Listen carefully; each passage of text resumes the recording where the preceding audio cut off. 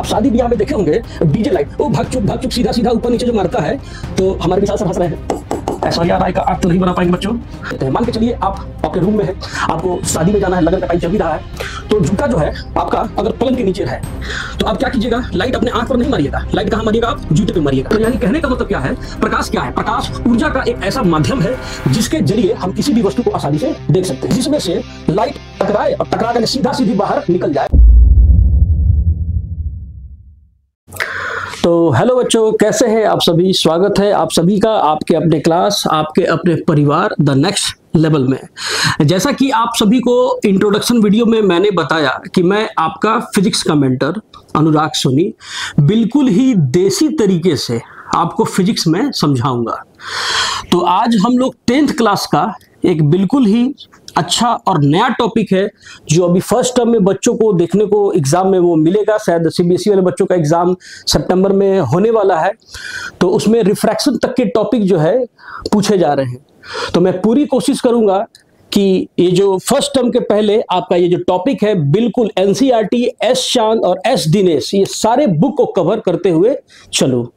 तो आइए अब समय को हम लोग बर्बाद नहीं करेंगे और हम लोग अपने टॉपिक पे चलेंगे जिसका नाम क्या है, लाइट। और इसको हम लोग बिल्कुल ही एकदम अपने लैंग्वेज में समझेंगे। तो सबसे पहले हम लोग समझते हैं क्या कि लाइट, प्रकाश है क्या। तो जब बच्चों आप 10th क्लास में इस टॉपिक को जब आप पढ़िएगा तो 10th क्लास में इस टॉपिक को लाइट के नाम से जानते हैं, या रिफ्लेक्शन ऑफ लाइट के नाम से जानते हैं, या रिफ्लेक्शन ऑफ लाइट के नाम से भी जानते हैं, या इसको 12th क्लास में हम लोग रे ऑप्टिक्स भी कहते हैं।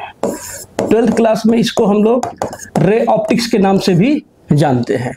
फिर इसी में थोड़ा सा हम लोग जब आगे बढ़ेंगे तो इसको वेव ऑप्टिक्स के नाम से भी हम लोग जानते हैं।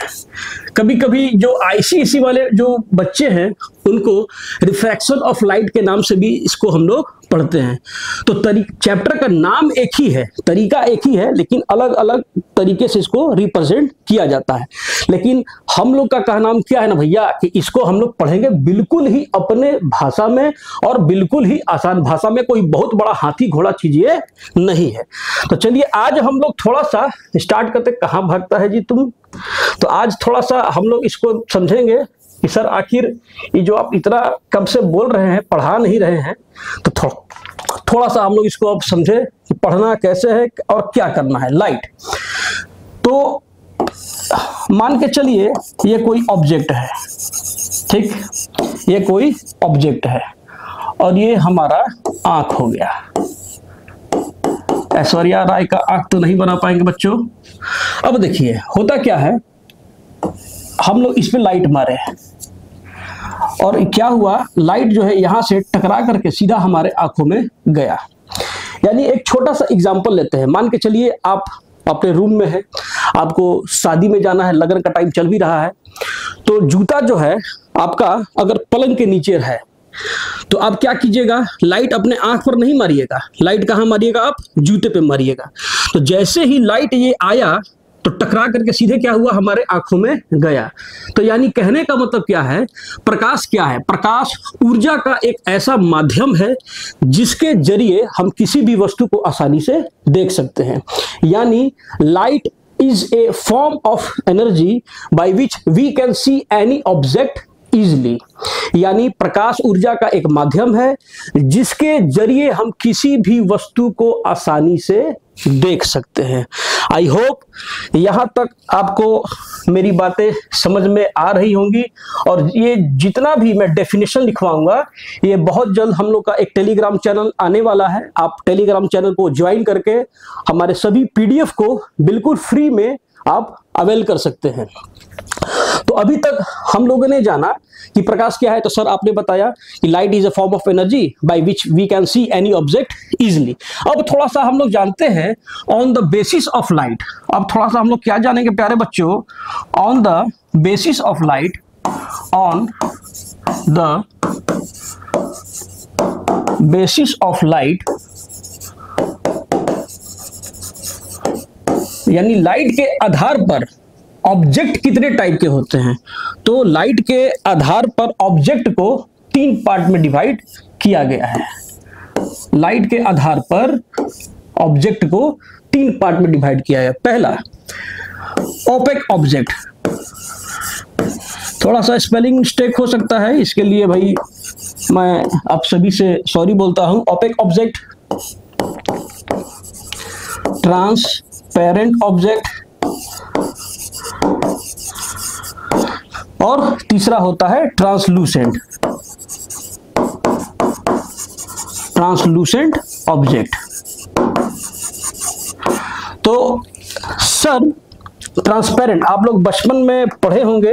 देखिए, जो पढ़ा भी है या नहीं भी पढ़ा है, मैं उन सभी टॉपिक को कवर करते हुए चलूंगा। ओपेक ऑब्जेक्ट, पहला कि सर ओपेक ऑब्जेक्ट क्या होता है? तो वैसा ऑब्जेक्ट जिससे लाइट जो है आर पार बिल्कुल नहीं जाए। जैसे मान के चलिए ये कोई लकड़ी का बॉक्स है, अगर इससे हम लाइट को ले जाते हैं तो लाइट स्ट्राइक करके वापस लौट जाएगा, लेकिन लाइट दोबारा इसके बाहर नहीं जाएगा। तो यानी ओपेक ऑब्जेक्ट क्या होता है? तो सर वैसा ऑब्जेक्ट जो लाइट को अपने अंदर से बाहर नहीं जाने दे, तो वैसे ऑब्जेक्ट को हम लोग क्या कहते हैं? Opaque object. अब आते हैं हम लोग थोड़ा सा ट्रांसपेरेंट ऑब्जेक्ट पे कि भैया ट्रांसपेरेंट ऑब्जेक्ट क्या होता है। तो भैया मान के चलो ये कोई ग्लास है और ग्लास में से हम क्या किए ना, लाइट को मारे, लाइट सीधा आर पार निकल जाए। तो यानी वैसा ऑब्जेक्ट जिसमें से लाइट टकराए और टकरा करके सीधा सीधी बाहर निकल जाए, तो वैसे ऑब्जेक्ट को हम लोग क्या कहेंगे? Transparent object. और हमारा लास्ट बचता है कौन सा? तो छोटकू सा हमारा भैया बचता है कौन? Translucent object. तो ट्रांसलूसेंट ऑब्जेक्ट क्या होता है? तो वैसा ऑब्जेक्ट जिसमें से लाइट जो है थोड़ा थोड़ा पास हो। क्या हो? थोड़ा थोड़ा पास हो। तो वैसे ऑब्जेक्ट को हम लोग क्या कहेंगे? Translucent object. यानी कहने का मतलब क्या हुआ प्यारे बच्चों कि on the basis of light, यानी प्रकाश के आधार पर ऑब्जेक्ट को 3 भागों में बांटा गया है। पहला ओपेक ऑब्जेक्ट जिसमें से लाइट थोड़ा सा भी पास नहीं हो, उसको हम लोग ओपेक ऑब्जेक्ट कहेंगे। दूसरा ट्रांसपेरेंट, जहां से लाइट कंप्लीटली पास हो जाए, तो उसको हम लोग क्या कहेंगे? Transparent object. और तीसरा होता है ट्रांसलूसेंट, जहां से लाइट थोड़ा थोड़ा पास हो, उसको हम लोग क्या कहेंगे? Translucent object. अब एक छोटा सा टॉपिक हमारा और आता है, उस टॉपिक का नाम है बीम। हम लोग हमेशा इसके बारे में पढ़े हुए हैं, तो थोड़ा सा हम लोग बीम के बारे में जानते हैं।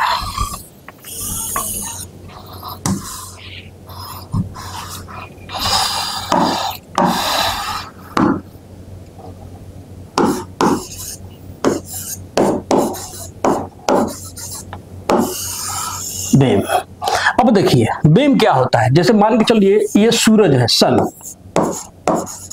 तो सूरज से प्रकाश की एक किरणें तो बाहर नहीं निकलती होंगी, सूरज से प्रकाश की बहुत सारी किरणें बाहर निकलती होंगी। बहुत सारी किरणें जो है बाहर निकलती होंगी, बहुत सारी किरणें बाहर निकलती होंगी। तो ये जो ग्रुप ऑफ लाइट जो आपको दिखाई दे रहा है, ये जो ग्रुप ऑफ लाइट जो आपको दिखाई दे रहा है, इसी ग्रुप ऑफ लाइट को हम लोग क्या कहते हैं? बीम। यानी प्रकाश किरणों के समूह को हम लोग बीम, प्रकाश पुंज कहते हैं। यानी a group of light is called beam. I hope यहां तक आप सभी को समझ में आ रहा होगा और बिल्कुल ही जानदार शानदार तरीके से समझ में आ रहा होगा। तो अब थोड़ा सा हम लोग जाने कि सर ये बीम कितने टाइप का होता है। तो ये बीम जो है प्यारे बच्चों, ये 3 टाइप का होता है। पहला कन्वर्सिंग बीम, कन्वर्सिंग बीम। दूसरा, ये पहला था हमारा, ये दूसरा डाइवर्सिंग बीम, डाइवर्सिंग बीम। और तीसरा पैरेलल बीम, पैरेलल बीम। तो कहेंगे सर कन्वर्सिंग बीम क्या होता है, डाइवर्सिंग बीम क्या होता है, थोड़ा सा इसके बारे में बताइए। तो देखिए कन्वर्सिंग बीम। हम लोग बचपन में हम लोग देखते थे क्या कि हमारे इंस्ट्रूमेंट्स बॉक्स में ये एक इस टाइप का सिंपल मैग्नीफाई ग्लास रहा करता था। तो हम लोग क्या करते थे, लाइट को ऐसे एक पॉइंट पर सिकोड़ करके माचिस की तीली को जला दिया करते थे। आप लोग भी बचपन में इस प्रकार की बदमाशी जरूर किया करते होंगे। हम लोग तो भैया बिल्कुल करते थे, क्योंकि हम लोग गांव देहात से जुड़े हुए लोग थे, तो इस तरह की बदमाशी हम लोग हमेशा किया करते थे। तो जब सभी प्रकाश की किरणें किसी पॉइंट पर आकर के मिले, कन्वर्स हो, जब सभी प्रकाश की किरणें किसी पॉइंट पर आकर के सिकुड़ जाए, मुड़ जाए, कन्वर्स हो, तो वैसे बीम को हम लोग क्या कहेंगे भैया? वैसे बीम को हम लोग कन्वर्सिंग बीम कहेंगे। तो when all group of light converge at a point, then this type of beam is called converging beam. अभी हमारे स्टूडियो में हमारे विशाल सर लग रहा है नींद में है। क्या सर, तबीयत ठीक है कि नहीं आपका? चलिए अब देखिए, अब हम लोग जानेंगे डाइवर्सिंग बीम। सर डाइवर्सिंग बीम क्या होता है? तो डाइवर्सिंग बीम क्या होगा, आप देखे होंगे ऐसा रोड पे स्ट्रीट लाइट, यहाँ बल्ब लगा हुआ है, और क्या देखते हैं चारों तरफ, यानी एक पॉइंट से लाइट चारों दिशाओं में फैल रहा है। तो जब सभी प्रकाश की किरणें एक पॉइंट से चारों दिशाओं में फैले, तो वैसे बीम को हम लोग डाइवर्सिंग बीम के नाम से जानते हैं। और आप लोग के घर में भी जो बल्ब लगा होगा देखे होंगे, एक पॉइंट पे जल रहा है, चारों तरफ लाइट फैल रहा है, तो कहा है भैया हमारा एग्जांपल डाइवर्सिंग बीम का। अब सर सवाल उठता है कि बताइए पैरेलल बीम का होता है? कन्वर्सिंग बीम में सर आप बोल दी कि सिकुड़ता है, एक जगह फैलता है। पैरेलल बीम में क्या होता है ना, कि जब सभी ग्रुप ऑफ लाइट कहीं नहीं मिले, बिल्कुल पैरेलली चले, when all group of light does not meet at any point, when all group of light does not meet at any point, then this type of beam is called parallel beam। ये parallel beam आपको देखने को पता है कहां मिलेगा? आप शादी ब्याह में देखे होंगे डीजे लाइट, वो भग चुक सीधा सीधा ऊपर नीचे जो मारता है, तो हमारे विशाल सर हंस रहे हैं, तो उस प्रकार के बीम को हम लोग क्या कहेंगे? Parallel beam. तो हम लोगों ने पढ़ लिया लाइट क्या होता है, लाइट के आधार पर ऑब्जेक्ट को कितने भागों में बांटा गया है इसके बारे में हम लोग जान गए। बीम क्या होता है, बीम कितने प्रकार के होते हैं वो हम लोग जान गए। अब हम लोग एक छोटा सा एक और टॉपिक उठाते हैं, प्लेन मिरर को। तो मिटाते हैं भैया, कैसे मिटेगा, आ जाइए।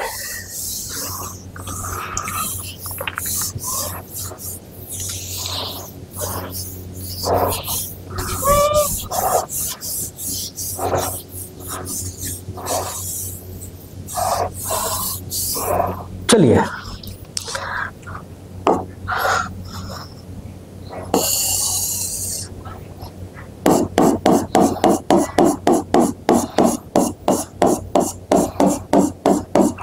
देखिए, इसको बोलते हैं प्लेन मिरर, और ये प्लेन मिरर का ये इंटरफेस इसको बोलते हैं, इसको बोलते हैं इंटरफेस। स्पेलिंग नहीं आता है तो हम थोड़ा सा कर्सिव लिखना शुरू कर देते हैं। सवाल उठेगा कि सर प्लेन मिरर क्या होता है? आप लोग अपने घर में जब शादी ब्याह में जा रहे होंगे तो सामने थोड़ा सा ब्राइल क्रीम लगा करके बाल वाल झाड़ते होंगे, तो वो जो आपके घर के पास जो घर में जो मिरर है, उसी मिरर को हम लोग कहते हैं प्लेन मिरर। तो प्लेन मिरर क्या होता है? तो सर वैसा मिरर जिसका ये सरफेस एरिया प्लेन हो, चिकना हो, स्मूथ हो, बिल्कुल चिकना, तो वैसे मिरर को हम लोग क्या कहेंगे? Plane mirror. तो प्लेन मिरर क्या होता है? तो the mirror which surface area is plane and smooth is called plane mirror. अब थोड़ा सा हम लोग समझें कि जैसे मान के चलिए ये कोई लाइट आया, ऐसे लाइट का है, पीछे जाते हो जी तुम, ये आया हमारा लाइट, इसको बोलते हैं इंसिडेंट रे, यानी वैसा रे जो किसी भी ऑब्जेक्ट पे पड़े, जरूरी नहीं है कि प्लेन मिरर पे ही पड़े, वैसा रे जो किसी भी ऑब्जेक्ट पे पड़े, उस रे को हम लोग क्या कहते हैं? Incident ray. Incident ray. यहां तक आपको बिल्कुल क्लियर हो गया होगा। अब देखिए, ये जो इंसिडेंट रे है इस पॉइंट पर आकर के पड़ रहा है, तो इस पॉइंट को हम लोग क्या कहेंगे? Point of incidence. यानी इंसिडेंट रे जिस पॉइंट पर आकर के गिरता है, उस पॉइंट को हम लोग पॉइंट ऑफ इंसिडेंस के नाम से जानते हैं। यहां तक किसी को दिक्कत नहीं होगा। अब थोड़ा सा आगे बढ़ते हैं, इसको बोलते हैं रिफ्लेक्टेड रे। रिफ्लेक्टेड रे क्या होता है बच्चों? तो वैसा रे जो पॉइंट ऑफ इंसिडेंस से रिफ्लेक्ट हो, वैसा रे जो पॉइंट ऑफ इंसिडेंस से रिफ्लेक्ट हो या पॉइंट ऑफ इंसिडेंस से बाहर निकले, तो वैसे रे को हम लोग क्या कहेंगे? Reflected ray. इसको हम लोग क्या कहेंगे? Reflected ray. अब हम लोग को एनसीईआरटी में ज्यादातर पढ़ाया जाता है कि सर ये है नॉर्मल रे।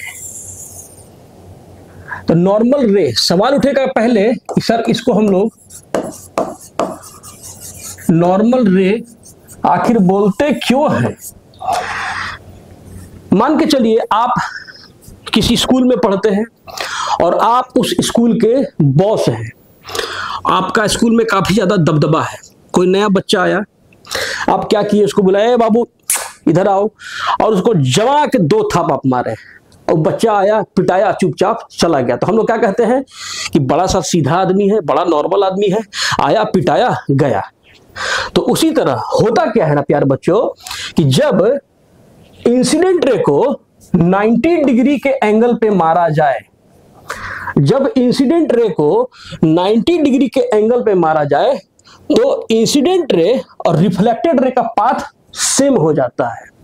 और जब इंसिडेंट रे और रिफ्लेक्टेड रे का पाथ सेम हो जाए, तो वैसे रे को हम लोग क्या बोलेंगे? नॉर्मल रे। यहां देखिए, इंसिडेंट रे का रास्ता अलग था, रिफ्लेक्टेड रे का रास्ता अलग था, लेकिन यहां क्या है? आया, लात खाया, सीधा निकल गया।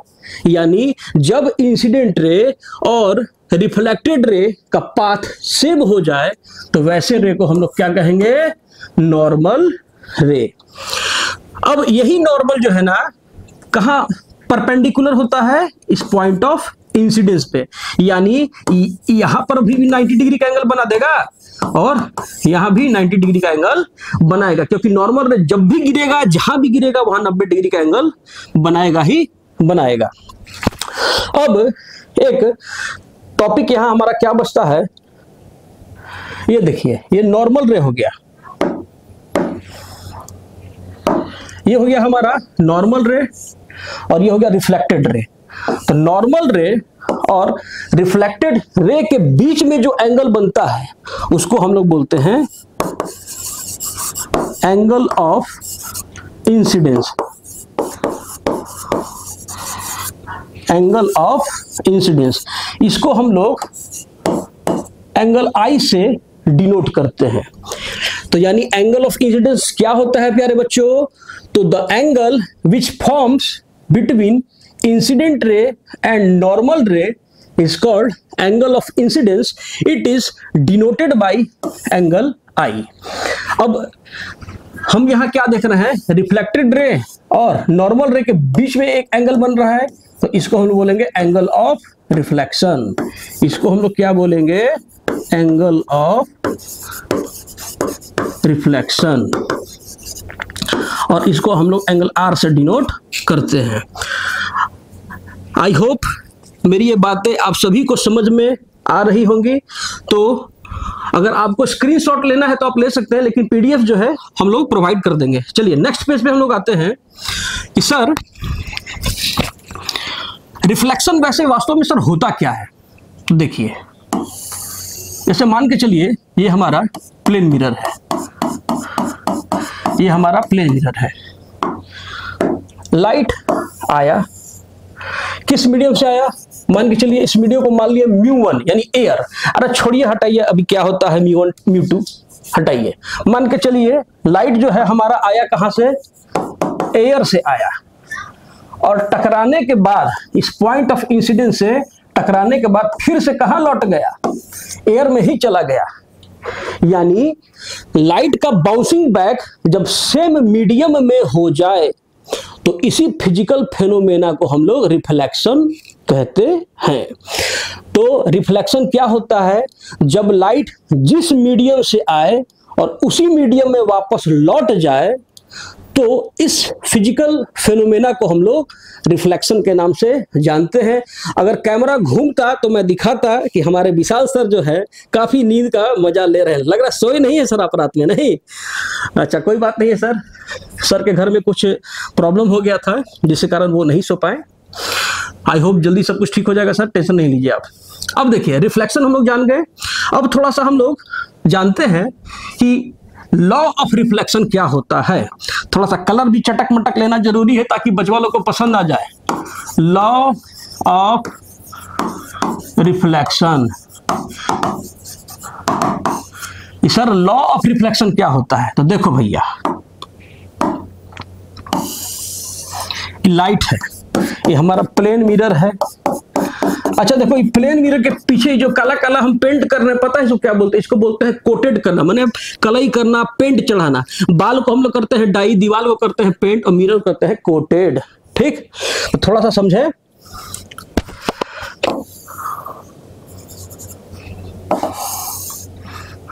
ये लाइट आया, लाइट गया, ये हो गया हमारा नॉर्मल रे। थोड़ा सा देखें, उजला कलर, हमारे खट खट खट खट खट खट। अब देखिए, जब लाइट टकराने के बाद जब रिफ्लेक्शन होगा, यानी जब लाइट जिस मीडियम से आया और उसी मीडियम में लाइट लौट जाए, जब इंसिडेंट रे किसी एक मीडियम से आया और टकराने के बाद उसी मीडियम में वापस लौट जाए, तो लौटने के बाद क्या होता है, वो कुछ नियम कानून को फॉलो करता है। लौटने के बाद वो क्या करता है, कुछ नियम कानून को फॉलो करता है, और उसी नियम कानून को हम लोग लॉ ऑफ रिफ्लेक्शन के नाम से जानते हैं। तो लॉ ऑफ रिफ्लेक्शन क्या होता है प्यारे बच्चों? तो जब लाइट एक मीडियम से आने के बाद उसी मीडियम में वापस लौट जाए, एक मीडियम से आने के बाद उसी मीडियम में वापस लौट जाए, तो वो दो नियम कानून को फॉलो करता है, और उसी दोनों नियम कानून को, उसी दोनों लॉ को लॉ ऑफ रिफ्लेक्शन के नाम से जानते हैं। तो सवाल उठेगा सर पहला लॉ क्या होगा सर? तो देखो भैया, पहला लॉ, ये जो हमारा एंगल आई था और ये जो हमारा एंगल आर था, ये दोनों का वैल्यू, एंगल आई बराबर एंगल आर, ये दोनों का वैल्यू हमेशा का होगा, बराबर होगा। जरूरी नहीं है कि इसमें बस यही नियम कानून बता रहे हैं तो केवल यही होगा, नहीं, इसमें और भी कुछ नियम कानून है जिसपे हम आपको अभी बताएंगे। दूसरा हमारा क्या होगा भैया कि सर ये जो इंसिडेंट रे है, कि सर ये जो इंसिडेंट रे है, रिफ्लेक्टेड रे है, थोड़ा सा समझ लीजिएगा, स्पेलिंग मेरा भी बहुत खतरनाक है आप लोग की तरह, और ये जो सर नॉर्मल रे है, और ये नॉर्मल रे है, ये तीनों इंसिडेंट रे, रिफ्लेक्टेड रे और नॉर्मल रे, ये सेम पॉइंट पर होता है। तो लॉ ऑफ रिफ्लेक्शन क्या है? तो जब इंसिडेंट रे मिरर से टकराने के बाद जब सेम मीडियम में वापस लौट जाए, तो वो दो नियम कानून को फॉलो करता है, और उसी दोनों नियम कानून को हम लोग क्या कहते हैं, लॉ ऑफ रिफ्लेक्शन। पहला नियम क्या है, ये जो एंगल आई है एंगल आर के बराबर होता है, और इंसिडेंट रे, रिफ्लेक्टेड रे और नॉर्मल रे बिल्कुल सेम पॉइंट पर होता है। तो देखिए, इसमें ऑब्जेक्टिव, अभी तक का बोर्ड में पूछा हुआ कुछ ऑब्जेक्टिव हम आपको बताते हैं, थोड़ा सा बिल्कुल ध्यान से आप समझिएगा। जैसे ये हमारा प्लेन मिरर हो गया भैया, ये हमारा प्लेन मिरर हो गया।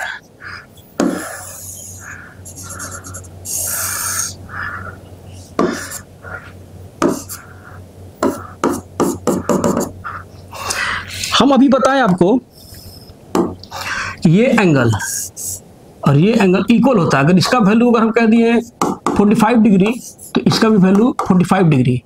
तो उसी तरह क्या होगा ना, ये जो एंगल यहां आपको दिखाई दे रहा है और ये एंगल, ये भी दोनों एंगल का वैल्यू क्या होगा, आपस में इक्वल होगा।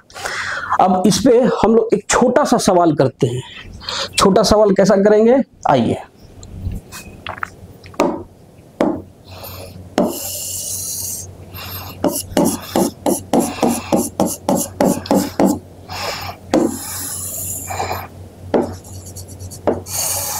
पहले मैं आपको एक फॉर्मूला लिखवा देता हूं ताकि आप सभी को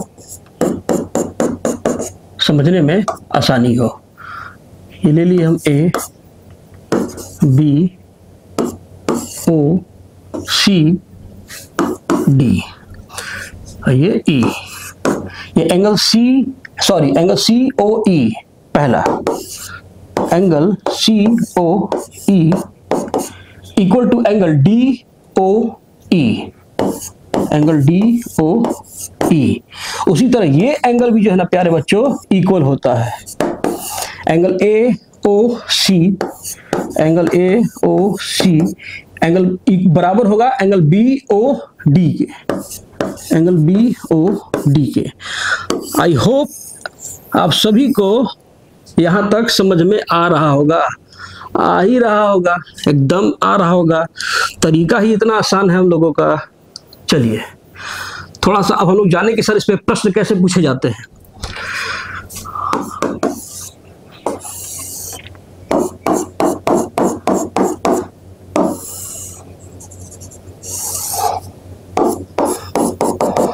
कह देगा कि इस एंगल का वैल्यू अगर 60 डिग्री है तो बताइए इस एंगल का वैल्यू क्या होगा।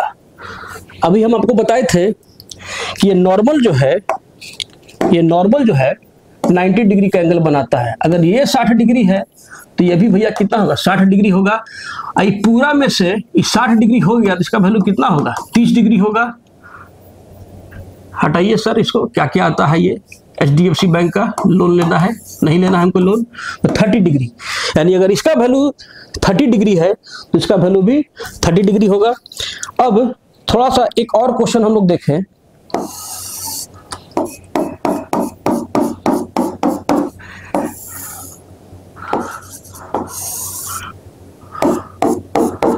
कह देगा कि सर हमारा ये एंगल अगर 80 डिग्री है तो बताइए इस एंगल का वैल्यू कितना होगा। तो जैसा कि अभी हम लोगों ने पढ़ा था कि ये नॉर्मल कितना डिग्री का एंगल बनाता है, 90 डिग्री का। 90 डिग्री में ये वाला 80 डिग्री है तो कंफर्म हमारा ये वाला एंगल कितना हो जाएगा भैया, 10 डिग्री। अगर ये 10 डिग्री है तो ये भी तो 10 डिग्री होगा, क्योंकि अभी मैंने आपको बताया angle I equal to angle R। तो जहां तक मुझे समझ में आ रहा है, अभी तक मैंने जितना भी टॉपिक आपको पढ़ाया वो सभी टॉपिक आपको बिल्कुल ही आसान तरीके से समझ में आ गए होंगे। अगर फिर भी आपको कोई भी किसी भी प्रकार का डाउट है तो हमारे कमेंट सेक्शन में आप बिल्कुल बताइएगा, मैं उसका जवाब सभी एक बच्चों को बिल्कुल ही दूंगा। तब तक के लिए धन्यवाद, लगे रहे, पढ़े रहे, और फिर कल हम लोग आएंगे अपने एक नेक्स्ट टॉपिक में और इसी चैप्टर को हम लोग आगे बढ़ाएंगे। जय हिंद।